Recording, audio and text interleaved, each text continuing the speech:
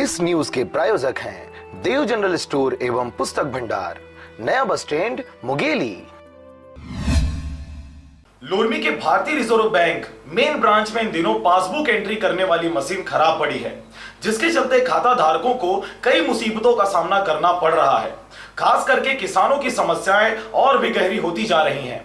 इन दिनों किसान अपनी खेतों में व्यस्त हैं, लेकिन जब वे बैंक आते हैं और उनको एंट्री करना हो और बैंक आने के बाद ये पता चले कि मशीन ही खराब है, तो उनको मायूस होकर घर लौटना पड़ता है। दूसरी तरफ बैंक में लंबी कतारों की वजह से पूरा दिन एक काम को करने में लग जाता है। ऐसे में किसानों के खेती का समय बैंक में ही जाया हो जाता है, जो कि चिंता का विषय है। एक किसान ने अपने परेशानियों को बताते हुए कहा कि उसको लगभग बैंक आते हुए हफ्ते भर बीत चुका है, लेकिन एंट्री करने वाली मशीन खराब ही पड़ी हुई है, जिसके चलते उसका खेती का पूरा काम रुका हुआ है और वह बैंक के चक्कर लगाता फिर रहा है। और जब वह अंदर एंट्री कराने के लिए जाता है तो बैंक प्रबंधन द्वारा 118 रुपए शुल्क मांग किया जाता है।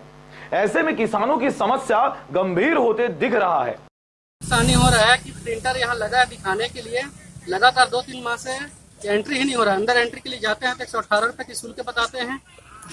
मैनेजर से कुछ बात नहीं हो पाता और जो सहायक कर्मचारी है वो लोग बाहर की मशीन से एंट्री करो ऐसे बताते हैं।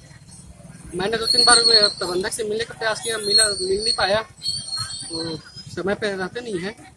मेरा पासबुक एंट्री नहीं हो रहा, बार बार एंट्री करने के लिए मैं आता हूँ, खाली हाथ वापस चला जाता हूँ। वहीं शाखा प्रबंधक ने बातचीत के दौरान बताया कि जल्द ही इस समस्या का निराकरण किया जाएगा।